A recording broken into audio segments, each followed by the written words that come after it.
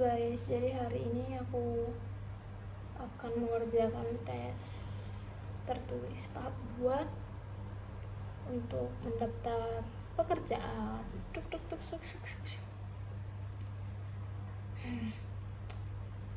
Jadi 1 bulan yang lalu itu aku daftar manajemen train. Aku nggak akan kasih tahu perusahaannya. Mungkin kalau udah lolos ya, kalau udah masuk baru aku kasih tahu perusahaannya. Aku daftar manajemen train dan setelah 1 bulan ada pemberitahuan kalau aku lolos administrasi. Nah habis itu ada undangan untuk tes psikotes online, itu masih online. Itu kayaknya soalnya banyak sih, soalnya kayak 400-an kalau digabung semuanya 400-an. Terus habis itu ternyata aku lolos. Terus hari Selasa kemarin dikabari kalau aku lolos untuk tes tertulis tahap 2 yang akan dilakukan hari ini jam 2 siang sampai jam 4:30 sore. Dan di tes tertulis tahap 2 ini sepertinya tidak akan melakukan psikotes seperti biasa, kayak untuk tes intelijensi, terus yang tes verbal atau sejenisnya, tapi kayaknya business case. Kenapa aku berpikiran kalau ini business case? Karena dari emailnya kita dimohon untuk mempersiapkan aplikasi Microsoft PowerPoint. Aku udah cukup belajar, aku juga udah mempelajari perusahaannya kemarin, tapi kenapa ya aku tuh merasa kayak kurang puas gitu loh, kayak apa yang aku pelajari dari perusahaan itu tuh kayak kurang sempurna lah di dalam pemikiranku. Kayak aku tuh masih kurang tahu banyak gitu loh, kayak aku tuh cuma tahu kasarannya doang. Aku tuh sampai riset gitu lah ya, research. Terus habis itu walaupun hasil researchnya itu ya itu aja gitu loh, perusahaan itu ya perusahaan ini, ternyata ini mereka tuh lagi mempromosikan produk ini gitu loh. Cuma kayak aku merasa there is something I don't know about this company yang buat aku gimana kalau misalnya aku miss something gitu loh. Dan aku tuh juga udah riset untuk kompetitornya, ternyata lumayan banyak juga.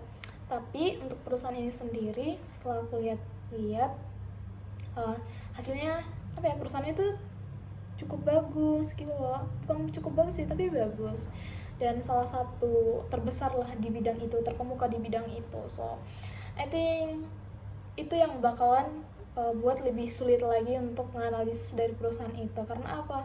Setelah aku analisis itu udah hampir sempurna gitu loh. So I don't know what case they will give us and what I supposed to do about the case like that. Jadi ini adalah muka aku sebelum ujian. Nanti kita lihat bagaimana wajah aku setelah ujian. Bye bye. Halo, ini adalah aku setelah selesai mengerjakan tes tertulis tahap 2. Oke, jadi benar sesuai perkiraan aku tadi, kita itu dikasih business case. Jadi kita itu dikasih business case dan ada 3 soal tadi. Ya seperti biasa, kayak semisal kamu adalah kepala cabang di suatu perusahaan, terus ada masalah seperti ini. Nah, apa yang akan kamu lakukan dan strategi apa yang dapat kamu andalkan, kayak itu. Sebenarnya business case ini tuh gak sulit dan juga gak mudah. Jadi dia tuh di medium. Kenapa aku bilang begitu? Karena pertanyaannya itu tuh yang bisa kita jawab secara umum gitu loh. Jadi semua orang itu pasti bisa jawab itu, pasti bisa menjawab itu dengan jawaban itu gitu loh. Jadi yang membuat agak sulit adalah kita tuh jadi berpikir kalau ini jawabannya kayaknya rata-rata semuanya tuh buat ini gak sih jawabannya gitu. Jadi kayak kita tuh mikir apa ya yang bisa aku kasih sebagai sebuah perbedaan dari orang lain gitu. Dan pas memikirkan itu adalah hal yang tersulit. Kenapa? Karena waktu pengerjaannya tuh hanya 2 jam. Hanya 2 jam. Kalau misalnya kita bawa pulang atau maksudnya take home, masih kita bisa bawa tidur tuh kayaknya lebih gampang ya. Tapi ini 2 jam dengan data yang sebanyak itu, kan dikasih data. Dengan data sebanyak itu terus kita harus ngolah datanya lagi. Ya harus ngolah datanya biar bisa kita interpretasikan gitu kan. Terus harus mikir jawaban yang mungkin sedikit berbeda dengan orang lain. Itu sih yang buat agak sulit. Dan kalau misalnya dibilang susah enggak, gampang enggak, dan dia tuh ada di mid gitu. Kalau menurutku aku masuk atau enggak, aku lolos atau enggak, jujur aku kurang percaya diri. Karena gimana ya, semakin keras aku berusaha berpikir to make something different from the another, I think hasilnya pasti balik ke situ lagi gitu loh. Hasilnya pasti balik ke situ lagi. Dan PPT aku itu tuh kayak ya PPT orang tua gitu loh. Oh my god. Jadi ya maybe this is the best the best experience lah untuk mendaftar program MT seperti ini. Dan semoga dapat menjadi pelajaran untuk pengalaman mendaftar pekerjaan di perusahaan lain.